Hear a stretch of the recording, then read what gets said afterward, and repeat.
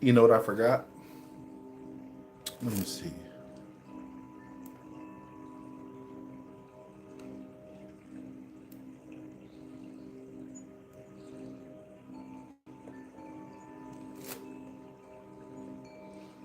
Mm,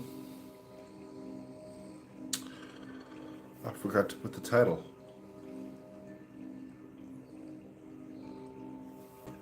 Maybe I can actually do the title after it's finished. I'll do the title after I'm finished to see if I can fish and see if there's somebody online.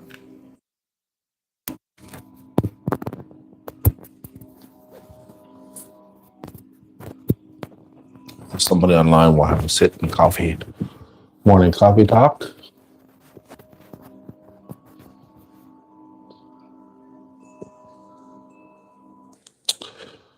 We'll have a morning coffee talk. See how good we can hear.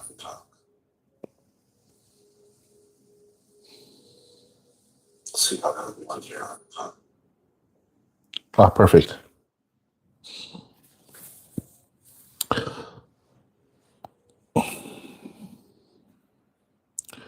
Namo Bangsu Tika Boni Fat. Namo Bangsu Tika Boni Fat. Namo Bangsu Tika Boni Fat.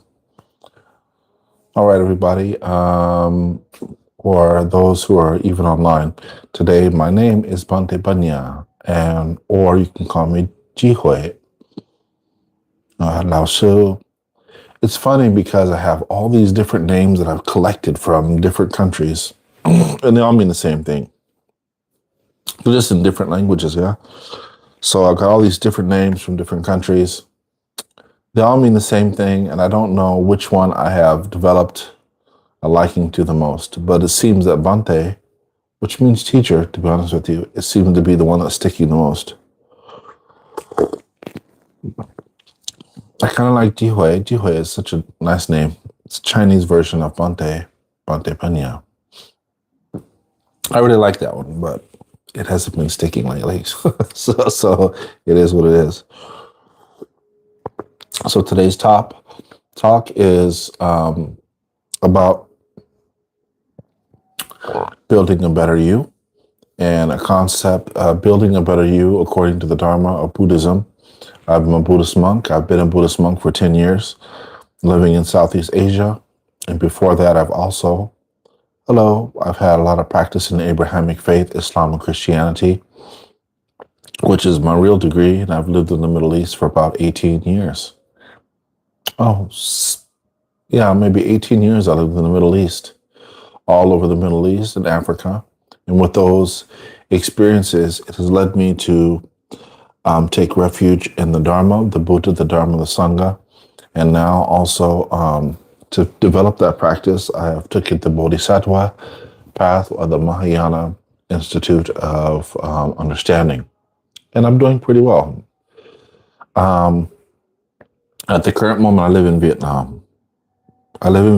It's a really wonderful place, but if you want to grow and develop to be able to spread the Dharma as a Western monk, Western nun, it probably for the long term won't be the best. It won't be the best place for the long term, but it is nice to be here to live and practice. It's a good place for that. Good place to practice, develop, and learn some cultural identifiers of Buddhism. Some ceremonial. Learn some ceremonial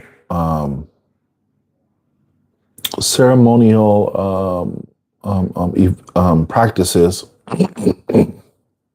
Sorry, I'm still drinking my morning coffee. So yeah. Hello to everyone that's out there. Please feel free and actively ask questions that you think are going to help your understanding of the Dharma, the Buddhism, the Dharma, meditation, what it's like to travel around the world and things that maybe I've possibly seen. And yeah.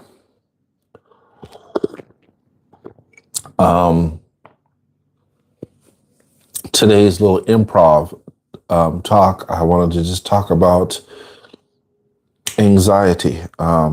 there's a lot of anxiety, and not only just in the world, within ourselves, and making decisions that we make.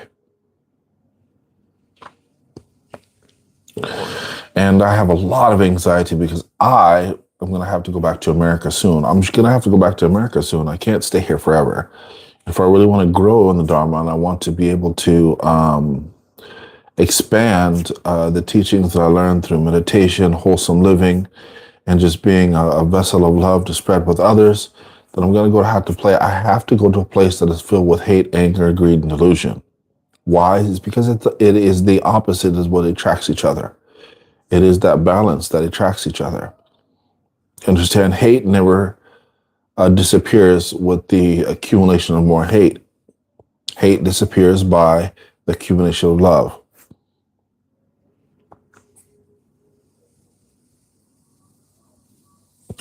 I don't understand that question, but yes. So I need to go back home, and I have this anxiousness because there's so much going on back in America. Too much going on. It's overwhelming. It can make you feel somewhat unready by some of the wildness that's going on back home. But it is a place that needs to that I have to go to.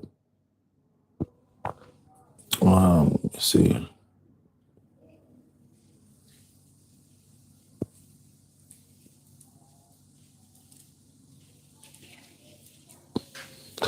Some of the things that I really, really love about traveling as a Buddhist monk is learning and having experiences and ways to see the world from different angles where other people just see one. And I think that some of the experiences that I've mustered up throughout the world will be able to help our situation back home. We have a lot of things that need to be dealt with. And one of the biggest problems is we don't know how to find that authentic peace within ourselves because of the way our society is. You have to go out and get it. You know, you're all you got. You only have once, and go get it. Don't stop. And these type of little acronyms.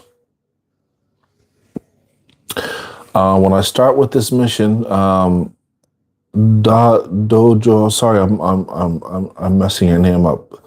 Where would I start with this mission? I'm going to start in Seattle, Washington. I'm from Seattle, Washington, so I'll go back home. It's a really lovely place, but the problem that the drug and homeless problem is out of control in Washington, Seattle, Washington.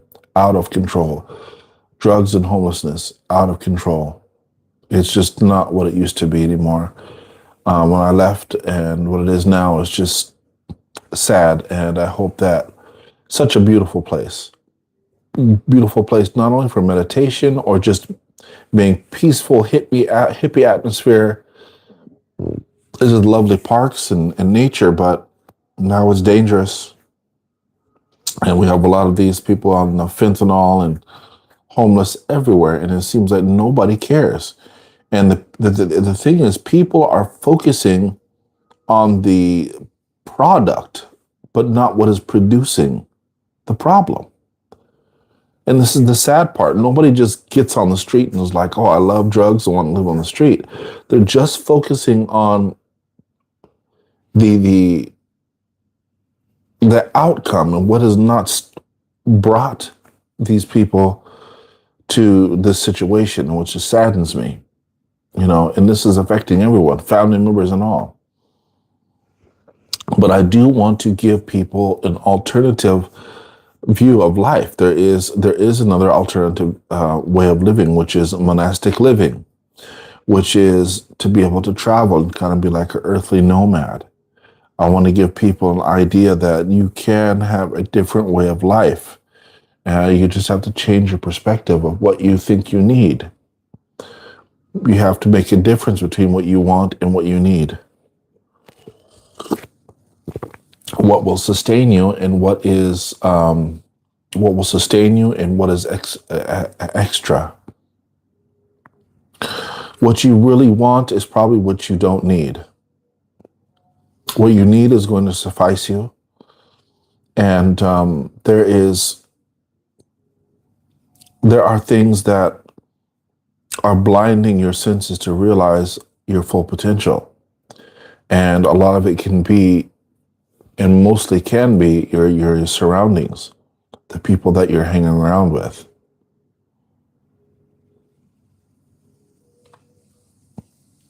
You have to break free from your peer group and be not be afraid to experience and view the world in a different way.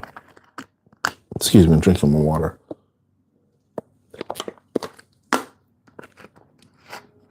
Stay hydrated, everyone. Stay hydrated. All right, so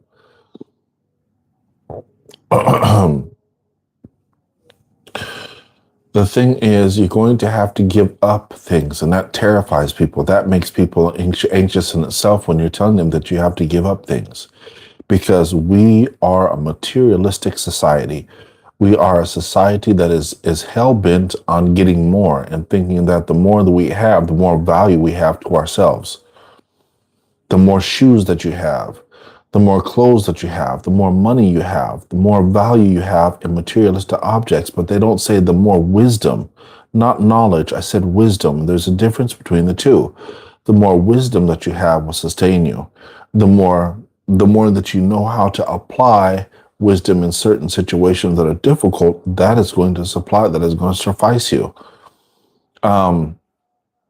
It doesn't matter if you have 300 pairs of Nikes or Jordans, 100 pairs of Jordans. If you get in a car accident and your feet don't work, and your feet get amputated, now what? It's a waste. There's no reason that you need to have 15 different outfits.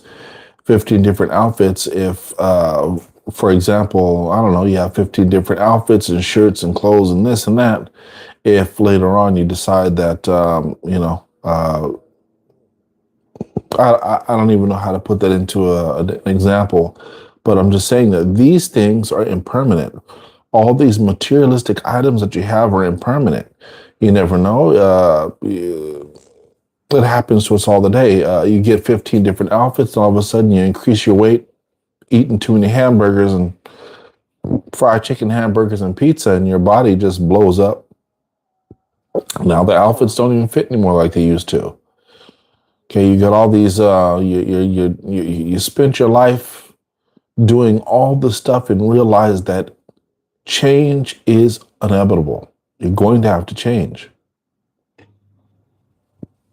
You're going to have to start making decisions in your life.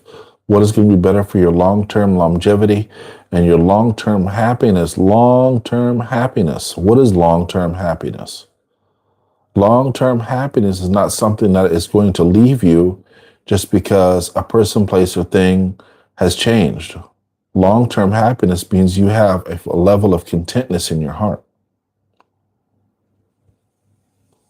You have a level of contentness in your heart where you have learned the lesson of impermanence. What is impermanence?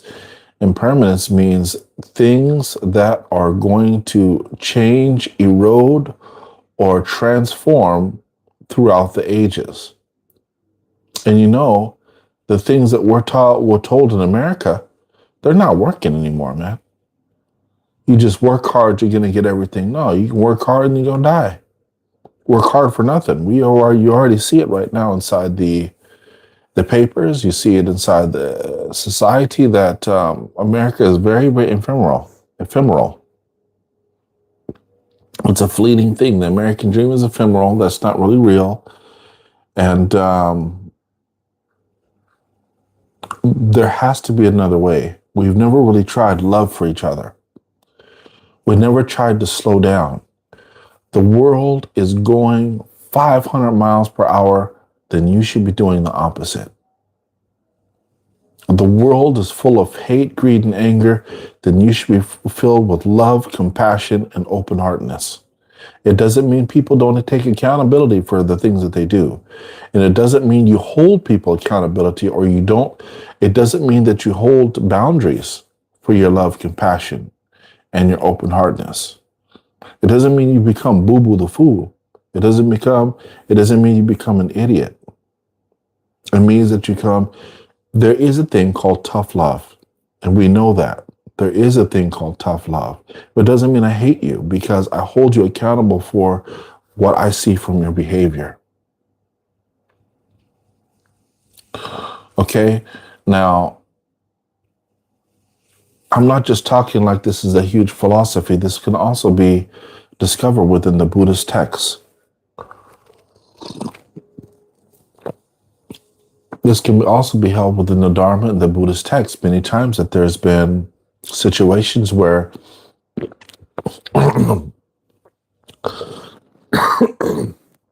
there's been many situations where the Buddha himself has been tasked with a program or tasked with a question, and he didn't even answer at all. It wasn't because he was being rude. It was because he was trying to get people to focus about the practice of the Dharma, not to break off into splinter questions and, the atmosphere in the universe and, the skeptons in the sky and, back when, the Anunnaki were walking around the planet eating bag of chips. We're talking about Buddhism is a practice.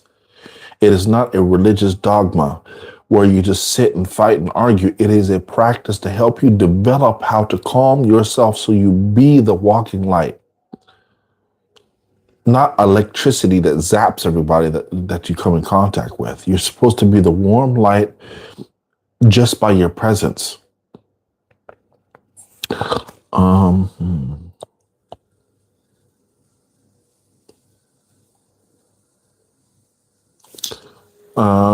Somebody here, Mr. Worm, is quoting something from a song that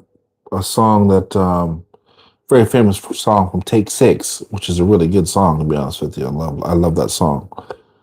Take Six was an old gospel group, and they were Christian gospel group, but they're amazing singers. If you get a chance, you should listen to them. They're very nice. So the thing is, Buddhism isn't a religion, okay? It's not. And we're not coming to you telling you about you're going to go to hell and you're surrounded by demons and the devil, God hates you, the devil loves you. That's not Buddhism, okay? That has nothing to do with the Buddhist concept. We're talking about being your authentic and better self. If in the absence of God, then you should be godly. If the devil is present, you should do your best to push them out. But the biggest devil is the devil inside your mind who lives rent-free, that controls your action, that controls your speech, and controls your thoughts. It's not the devil on the outside you need to worry about. It's the devil on the inside of you that you have been nurturing and pampering because you don't know how to, because you haven't put forth the effort to find out where it lives and resides inside your mind and in your thoughts. Big bags under my eyes. I don't even know why. So this in itself is one of the biggest things that you could possibly purge, is why human beings have the inclination towards what is negative. Why we have inclination towards things that are unwholesome. It's because we haven't developed skillfulness in our behavior. We haven't developed skillfulness in our approach to morality, or what even morality really means.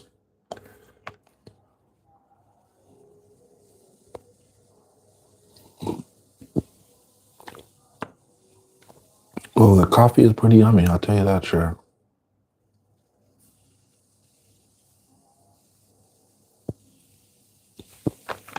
So, morality is one of those big things in Buddhism is really, really important. It's really important because without morality, you have heedlessness. And the first forms of morality that you'll possibly find, or how to base morality in Buddhism, is off the 5 concepts of morality, which is no lying, no killing, no stealing, no sexual misconduct, and no mind-altering intoxications. This is the first step to your morality. and to uphold that. And that is enough to be enveloped in enlightenment. But the further and higher, the more stronger, um, the more stronger you have commitment to the Dharma, these precepts, which we call them, they start to increase. So, anxiety, back to talking and speaking about anxiety, a lot of us have anxieties because we don't know how to apply morality in a world who actually is immoral. We have a lot of anxiety because it seems that the world that we live in does not bless those who are righteous. It doesn't say religion. It does not bless those who are righteous. It does not give support to those who are of good heart in nature, who are trying to do good for themselves and others.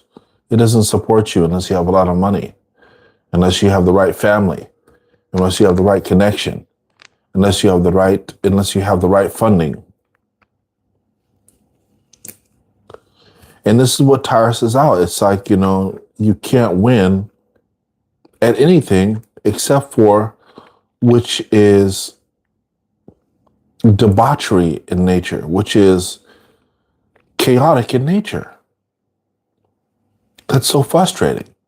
So my anxiety in itself is when I go back home, outside of just the money economic race, is, will this message and culture of helping one another be accepted? Will this culture of practicing meditation, skillful living be accepted? Will this be something that interests people? I've noticed and witnessed when I do go back home, people are interested in you for one or two shows. And then they go back to whatever, they go back to this debaucherous culture. Loving this one, loving that one, love, sex, drugs, alcohol, and being wild without having accountability for your actions. They find you interesting for the time being. They find you interesting for that small section of time. And then after that, they disappear and they make excuses why they can't hang out or why they can't be around. You're just like the new thing on the block and they want to take a peek and be like, wow, that's interesting. It's like you're an entertainment piece.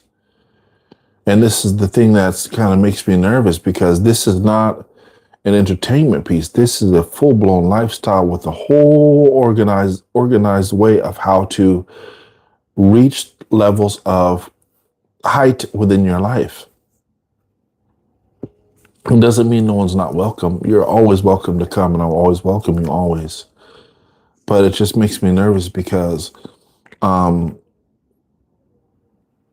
want you guys to win, I really want you guys to win. And winning doesn't mean materialism. It means I want your hearts to burst free with happiness, and for happiness that lasts, what no one can take from you. Doesn't matter where you are, they can't take it from you. It doesn't cost anything. I want you to burst with love for humanity. Doesn't mean you need to hold hands with them and walk in the park. It just means I want you to burst free with love for humanity, even if it's from a distance. I want you to walk with the Buddha light, knowing that the Buddha is inside of you. And in order for you to realize the Buddha, is you have to walk with the Buddha inside of your heart. You are the living Buddha. I want you to realize that meditation is a skill that helps you break free from your attachments. Because you'll realize the higher you go up in meditation, the more that you have to get rid of the things that hold you back from deeper meditation. I want you to realize your full potential by giving first your love, giving it to yourself, and realizing what you need in your life. And what is stopping you, person, place, or material object, that is stopping you from reaching that which is stopping you from what is detrimental for your life.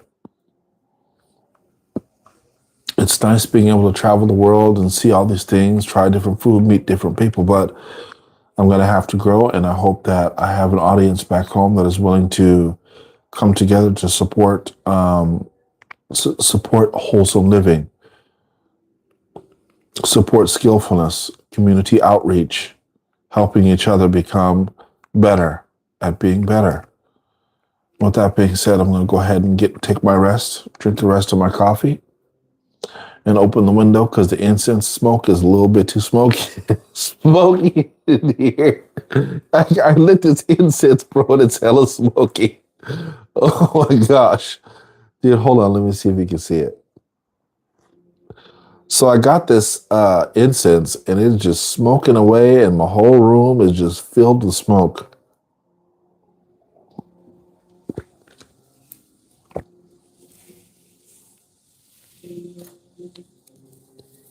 It is smoky in here, boy.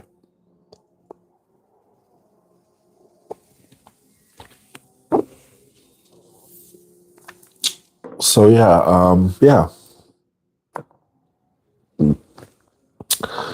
This is Joshua Blocker. How you doing, brother? I'm good, man. If you guys have any questions about anything if I'm able to answer, I'll definitely answer for you. If it's regarding Buddhism, meditation, world travel, or just you want to talk about something, please feel free. I'm your brother on the path, Bante Punya, Jihwe Fasu, and I'm here for you, man. I know life is tough, and I know life doesn't always mean it's bad. It's also very, very happy. What's up, Joshua Blocker? How you doing, man? Come unto me, all you who labor. Mr. Worm. Well, matter of fact, I'm gonna listen to that song.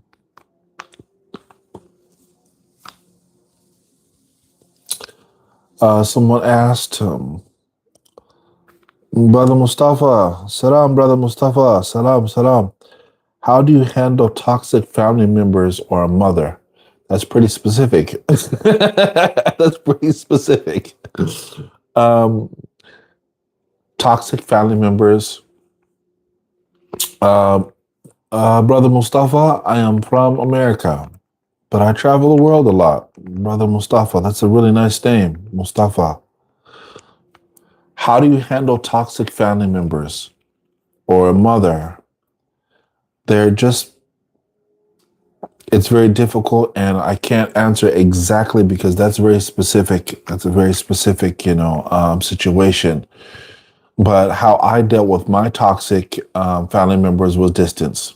Not distance with anger and hate. Distance meaning that if my presence is not being respected, then let my absence be respected. If my presence is creating a problem, let my absence be respected.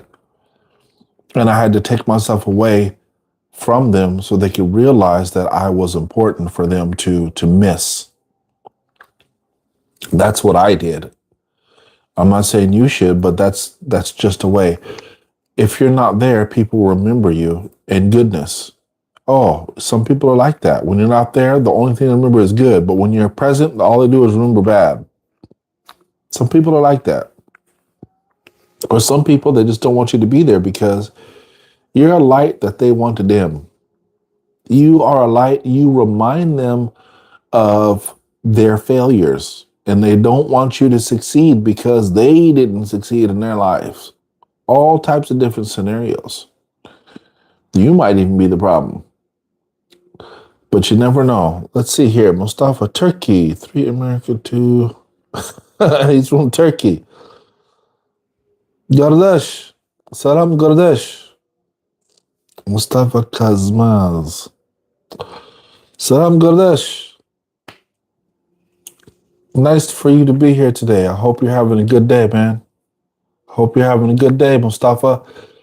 Mustafa is saying that he is from Turkey, which is a beautiful country. Turkey is a beautiful country, beautiful food. The people are very nice. I like Turkey. I really do. Turkey is awesome, man. I never really thought about that for a long time. Turkey is probably one of the places that are really underrated. Turkey is awesome, man. Yeah, if you ever get a chance to travel, don't miss going to Turkey. That's a really nice place to travel. Learn a lot of stuff. There's a lot of culture there too. A lot of beautiful culture. Turkish culture, a lot. Beautiful cooks, beautiful scenery, beautiful nature. That's true. That is very true.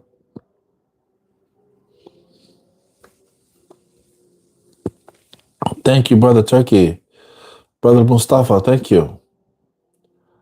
The brother also says dealing with a lot of stuff right now, man. Life is crazy. Yeah, you're right. You know, if it's getting too burdensome for you, if you get, I don't know how old you are, the big tree, dealing with a lot of stuff right now, man, life is crazy. You ain't never lied about that, bro. You have never lied about that. But I will tell you something. Life is crazy, but if you don't fix the life inside, it doesn't matter what country you go to, it's going to follow you, man. I promise you, bro. It did for me. I had to find that peace within inside myself, and I'm still working on finding peace within inside my own self and using that as a refuge, using that as a place, a sanctuary to turn back to. If you don't deal with the problems that you have inside your mind here, no matter what country you go to, they're going to follow you and people are going to be able to see it and you're going to expose yourself everywhere you go. So all those problems you gotta find out to chip away at it. People will see people be able to they can it's a scent, bro. They can smell it on you. But I will say also traveling, even if it's to another state, another place, another country, it is going to help. It is going to help alleviate some of those problems that you do have. Distance is not a distance is not a curse, bro. It's a good thing for you. Distance from the problems you have in life, distance from the things that distance from the things that are enabling you to be a lesser version of yourself, distance from arguments, distance from wrongdoing. These things are good, man. Distance from these things are good. You need you take some time out.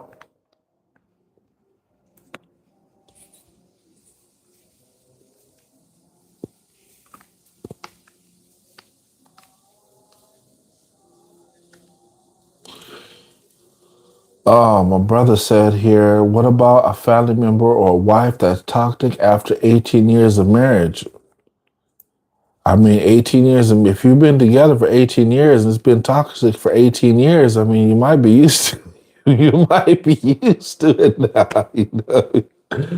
Especially have children and stuff like that. That's a hard question to ask, you know. But look, man, if you're just waking up to realizing that there is a toxic force in your life, you might just wake up and be like, you know what? I can't do it no more. You have to defend yourself. You have to defend yourself, especially if you're doing it for a purpose of trying to do better in your life. You dig what I'm saying? It's not because you just want to hurt somebody's feelings or you just want to do it so you can be free and continue the cycle again with somebody else, with another. You know, you've been toxic for 18 years with one person. Now you meet another person, you want to do the same toxic. No. If you 1 year, 2 year, 18, 20 years, you realize that this is not helping you to become a light that is on the world, to walk light upon the world, well, it's time to break free. You know that ain't doing no good, it's time to break free, but you have to break free wanting to do better for yourself. Don't start dating again. Break free and cut off all that dating crap until you relieve 18 years of toxicity from your body. However that long it takes depends on you and your hard work. It depends on how you are going to clean yourself. So that means you need to make a lot of changes to your life. You need to find out who you are and what you like and what you don't like. Do you understand what I mean by that? So you have to really find out who you are, what you like, what you don't like, and just take a breather and date yourself for a while. I would take my passport and go somewhere and discover who I really was. I shed some tears, tears of mercy for myself, be compassionate, take my own self on a date. Go to some meditation retreats. Start to go to places where you think is natural so you can be natural. We'll take walks in the forest and see how nature works so you can get your nature to work as well. And I know it hurts, and I'm not talking about anything other than from experience because I was married before, and I was married to a really lovely woman, and the circumstances didn't last long. It didn't last as long as I wanted it to, and it hurt a lot. So I'm speaking from experience. I'm not talking, just from the top of my mind. Let me read a little bit more of these. Let me read a little more of these comments.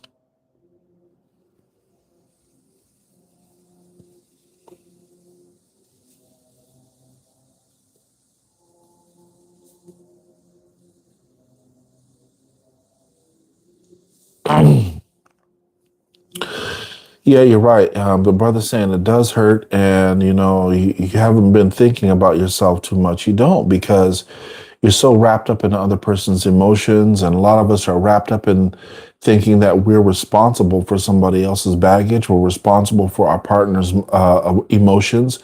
We're responsible for our partner's happiness, which is incorrect. You are responsible for your own happiness. They are responsible for their own emotions. You're responsible for your own reactions. But when you become with a partner, you think that they're intertwined and you are responsible for each other. That's not really true. There is a story about the balancing act in in the scripture of the Buddha, about two people who they were gymnastics. And the other one said, I'm going to jump on your shoulders and you be responsible for my balance. And the gymnast said, wait a minute, no, that doesn't sound right. You be responsible for your balance and I'll be responsible for my balance. And that way we'll be able to, I'll be able to carry you on my shoulders because you can't be responsible for my own balance. I can't be responsible for yours. So it's talking about accountability for one another. And when you have accountability for your own actions, you automatically will have accountability for the other. When you worry about how you react, you'll worry about the reaction of others. But, it's one of those things where you start to realize that the house is on fire and is burning the whole entire house and you do nothing to put it out. It's going to get so big that it's going to burn down the neighbor's house. Neighbor's house here meaning your family, your other family, your parents, your children, your friends, your close friends, your family, your brothers, your sisters. So when you notice something is starting to become too big of a problem, it doesn't go away by ignoring it. It just gets bigger and mutates. If it's something that is unsolvable, then you have to break away, break away not out of love and hate. You break away because you guys want better for each other. I'm breaking up with you because I want better for you, and it seems that I can't provide a safe space for you to be better, so I'm going to take myself away out of love. I'm not getting away from you because you a sack of garbage and I hate you. That's not the correct response, but a lot of us do. I hate you, you stupid. You brought me misery. We break up in a way that creates karma, negative karma, and it ripples out. Instead of creating a karma that is positive, that makes people want to reflect and actually feel vulnerable to change.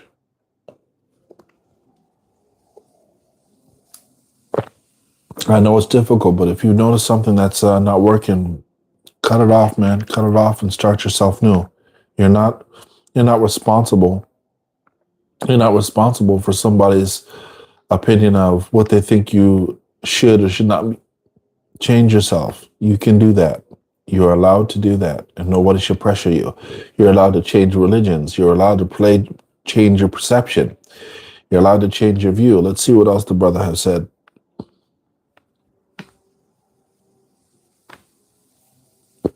I was young and made big mistake and realized 18 years and 4 kids later. Hey man, it's better that you realize that you made a mistake now than never. There's nothing wrong with that. Don't blame yourself. There's always a way out. But the thing is, with there being a way out, if there's a way out, you have to accept the options that you have. It doesn't mean there's not going to be another option. There's always options to options. Don't curse your own blessings because they didn't come in the package that you wanted. If there's a way out, then take the way out. But don't get angry because it didn't come into the package, it didn't come in the box, it didn't come in the shape that you wanted it to be. It came in the package that you needed, not the package that you wanted. Just start little by little and build yourself way up again. Remember, you're starting yourself up new from scratch. It also doesn't mean that you're going to abandon everybody and you're going to take off and you're not going to have children anymore. No, it doesn't mean that either. As you should. You should love your children, of course. And they are meant, but she's clearly not the future. Hey, man, it be like that, bro, for real. It is like that. I don't know where you're calling from, but in America, it terrifies me. It terrifies me. America freaks me out, bro. So, yeah, I know what you mean, for real. Real. I get it, man. I get all of it. America is a scary place for single fathers. Terrifying place for single fathers. They punish you for being a single father. Kind of feels like they kind of single you out and punish you for being a male. A straight male in America is under attack. Clearly.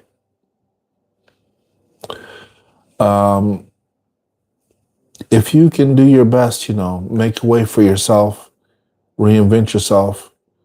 And if you reinvent yourself, you'll reinvent the way that you love your children.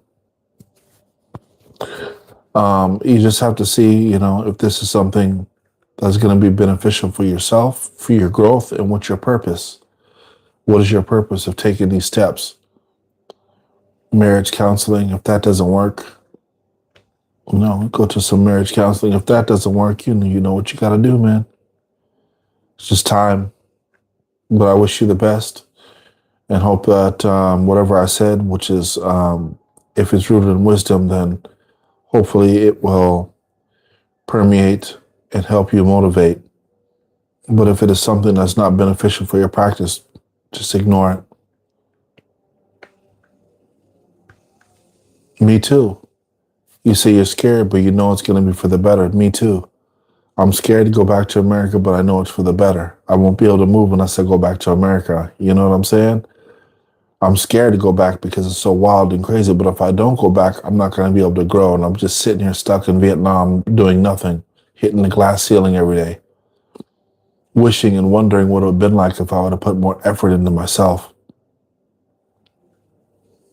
So we're kind of me and you are at the same frequency. Not the same situation, but the same frequency. We know what we got to do, but it's scary. That taking that leap is scary because you just don't know what's on that other side of that leap. But you have to do it. This man said, "Yo, it's Kevin. What it do, Kevin? What's up, brother? Bless and love." Who is Kevin? I don't even know. What's up, Kevin? I don't even know who Kevin is. But I'm happy you're here. I'm glad that you find me on here and you're doing well. Kevin,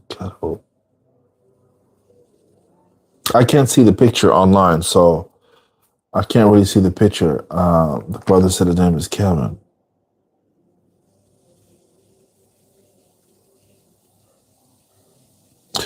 Yeah, I was a teacher.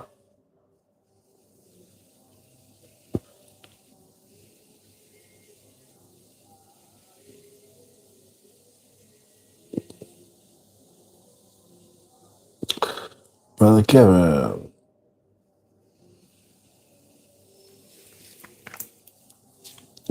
So yeah, man, fear and anxiety are the things that stop us from being able to achieve better and realize the truth, right? It is fear and anxiety that fear and anxiety is what nourishes the foundations for delusion. To understand, it feeds delusion. It feeds illusion. It feeds misconceptions or made up ideas that keep us from progression in our life.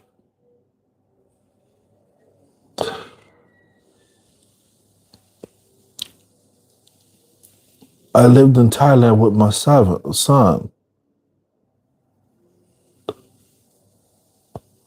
Wait, are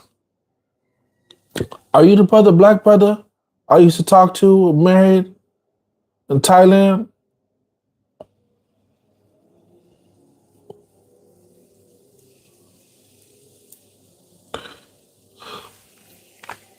Bro, where you at, bro? Are you just going, you done cut and ran away from me, bro. Where are you at, dude? Where are you? Oh, man, blessed love, man. Amitofo. Azita fuck, Amitofo. Man, where are you at, man? That's cold, bro. I done gained a lot of weight, huh? I know I done got fat and everything. I'm in Vietnam, man. I'm still a monk. I'm still a monk, and I live in Vietnam at the current moment, man. How am I gonna write you a message?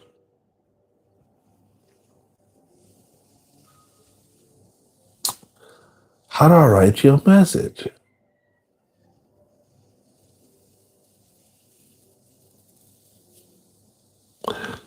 I don't even know how to write you a message. How am I gonna get in contact with you? How am I gonna do that?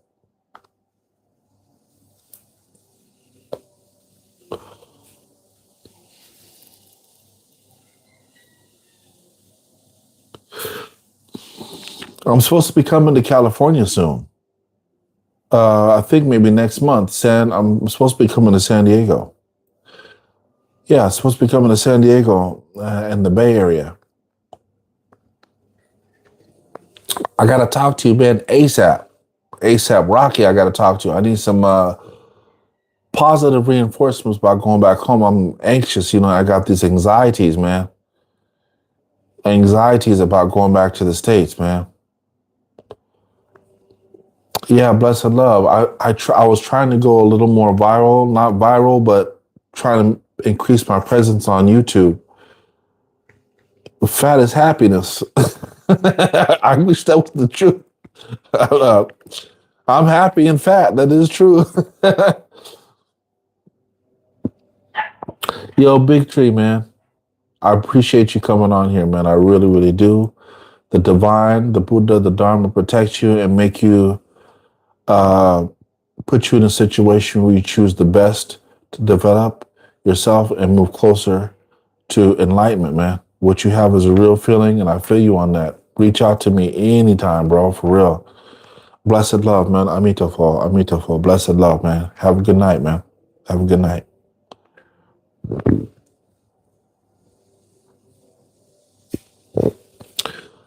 So, brother Kevin, how am I gonna give you my details? Are you on Facebook? How am I gonna reach out to you? Are you on TikTok?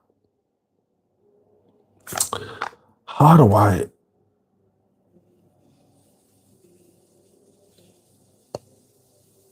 You ain't came back to Thailand.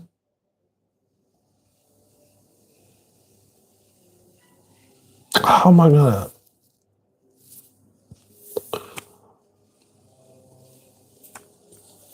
How's LA anyway? My lips is getting dry.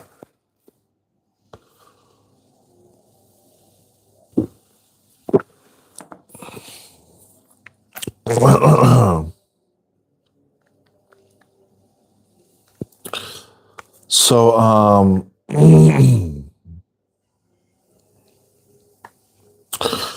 Brentwood, LA. I got a lot of family out there from. I got a lot of family from Crenshaw. I got a lot of family over from Inglewood.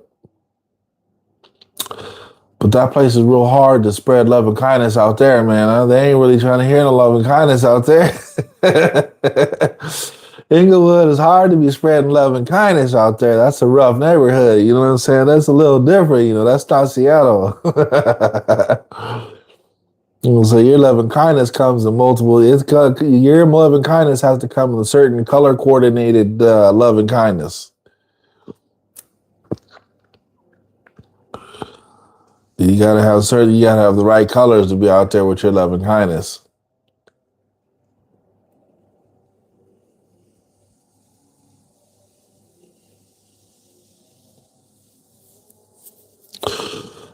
I still would love to go out there to talk to my brothers and sisters out there because there is, shoot, I have to wear me a bright red robe over there in Inglewood.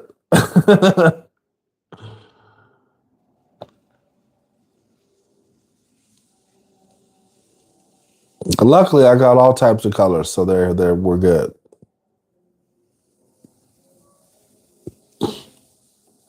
But on a real note, you would actually be you'd be surprised about the types of people that, um, how am I going to hit you up though? Are you on Facebook? I don't know how to hit you up. Cause I got questions. I got gang of questions.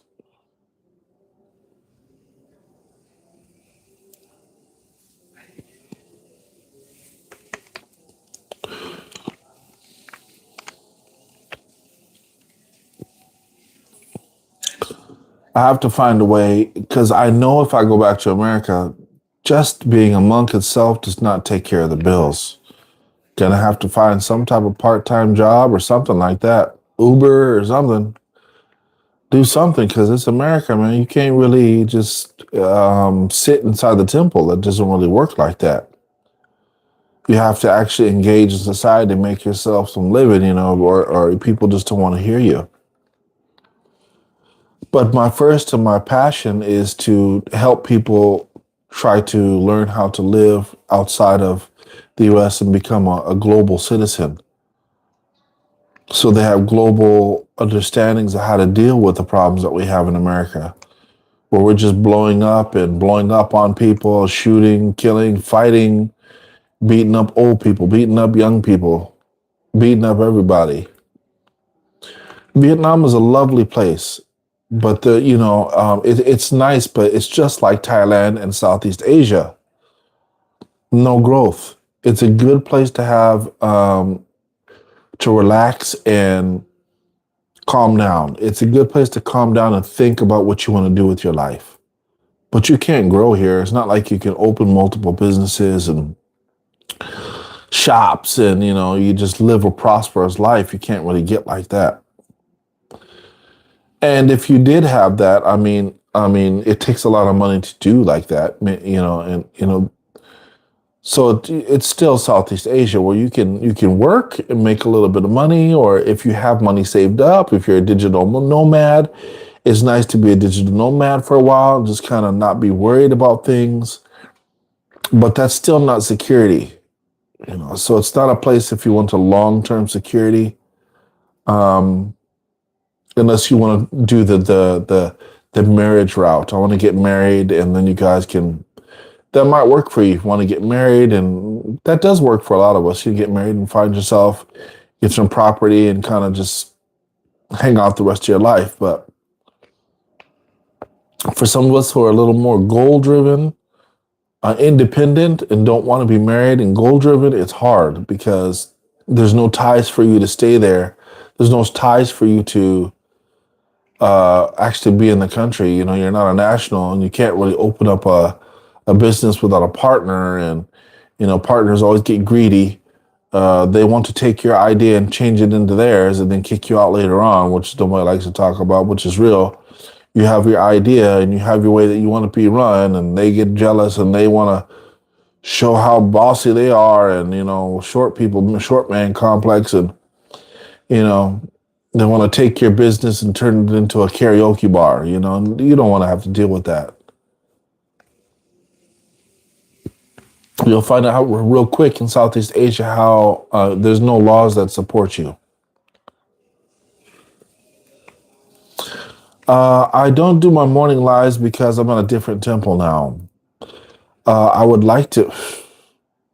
So sad, I would really love to do those morning lives again. Different system here. I wish I could. I really like the morning lives. Really, really positive. Morning meditation and chanting. I'd love to do that. I think that if there is a way to actually, there might actually be a way for me to implement that again. I have to, I have to thank you for reminding me about that, brother. Thanks, man. You know, I might try to implement that.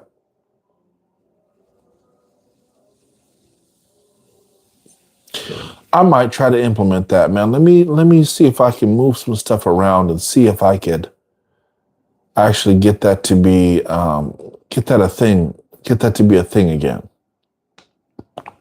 Now you got my mind thinking. Thank you, man.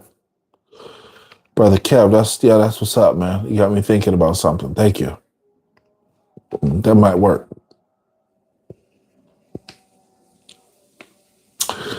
And now just because you said that, I'm gonna, after I get off of this YouTube, I am going to try to effectively put that into work. I'm gonna change some stuff around, see if I can get a better layout so I can apply that.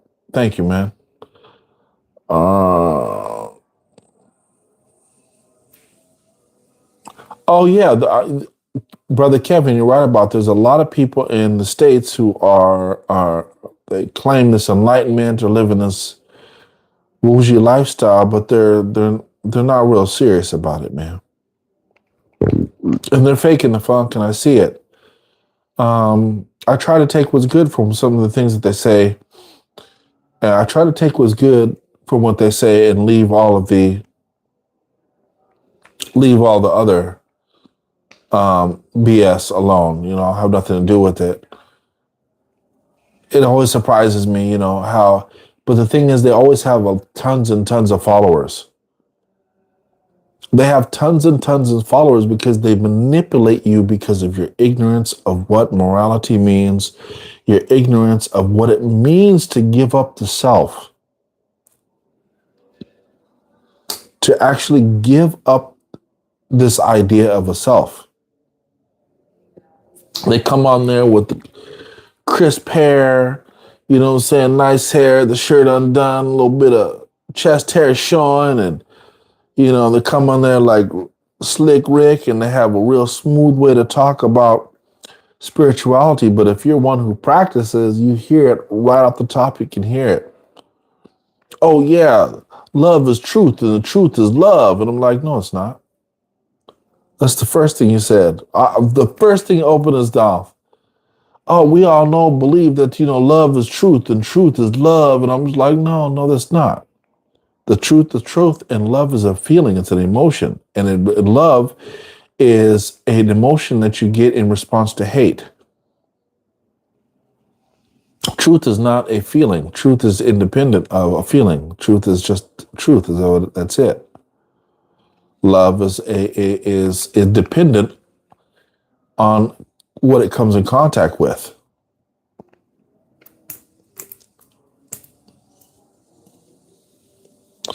So you see a lot of people, but it's funny because they get a lot of followers because people they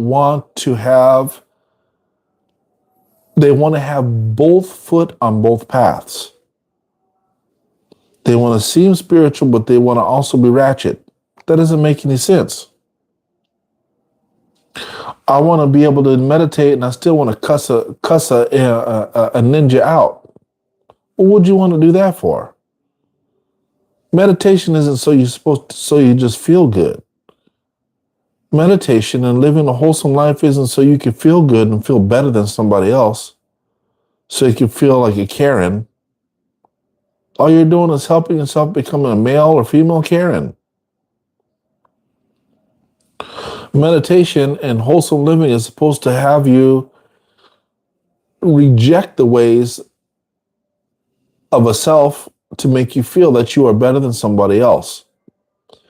Meditation and wholesome living is supposed to make you not dependent on reacting in a way that disturbs your peace and others' peace as well.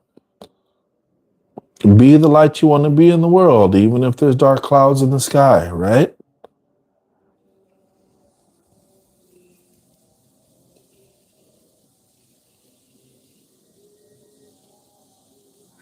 The Karen class, the Karen meditation class. Karen meditation class is always worried about somebody else. Always worried about what somebody else is doing. Always worrying and nosy and about what their perception. They have a deluded sense of perception, and they have a really corroded idea of self-value. Sitting around worried about everyone disturbing their peace because they can't even find their peace within themselves. And that's a big problem. They can't find peace within themselves, so they project it onto you, saying, I can't find my peace because your lawnmower is too loud. I can't find my peace because your car is going up and down the street. I can't find my peace because your kids are playing too loudly in the car, in the park. Or no, you can't find peace because you keep chasing it away. You can't find peace because you don't accept it. You want peace to come to you on your terms, not the terms that not the way that peace and tranquility or harmony came as itself. You didn't accept it. There's a little saying that we all kind of know about, maybe not, that there was a person inside the ocean, their boat shipwrecked. And the person inside the ocean says, oh God, please, I'll be your servant. I will do what you mean. I will do what you desire. I will change my life. Please send me someone to help me so I don't drown in this ocean. And a big boat came by. And when the big boat came by, all these big waves started to come, and the Karen was like, oh my God, please, man, this big old boat, get away from me. Big boat is splashing me. Then next time, another boat, a smaller boat came by, came near the person, and help, please, I'm drowning.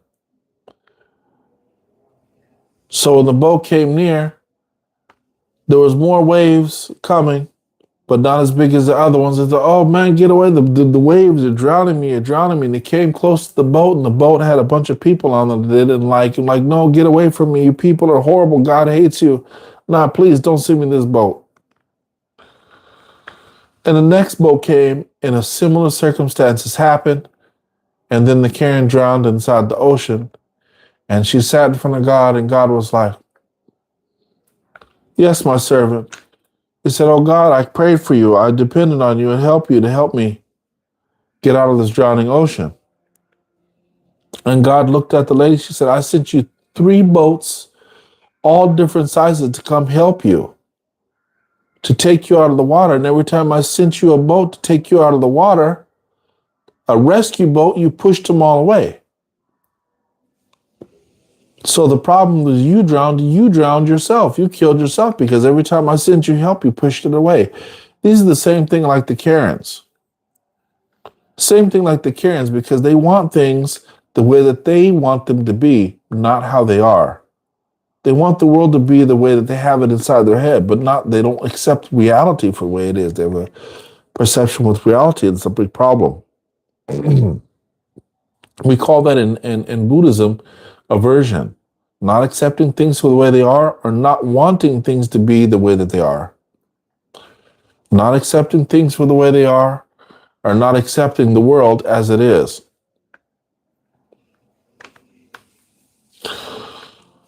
Well, brothers and sisters, I think I'm going to take my break from now because I don't really see much people on here. It's already been 1 hour. If I said anything that goes against the Buddha, the Dharma, the Sangha, the Bodhisattva, please forgive. Please forgive what I have said. Drop what I have said and go closer towards the Dharma, the Buddha, the Dharma, the Sangha, the Bodhisattva. Return to the text of the Buddha. I am still a monk that is learning new things when I come in contact with new truths, and my ideas and opinions can change. So therefore, yes, I hope I see you guys next time. Thank you. Be the light that's in the world, and don't be afraid. Anxiety, fears are natural and normal, and they can be overcome, and they're impermanent. They never last forever. All right? Amita, Amita, Amita. Blessed love. I'll catch you guys later.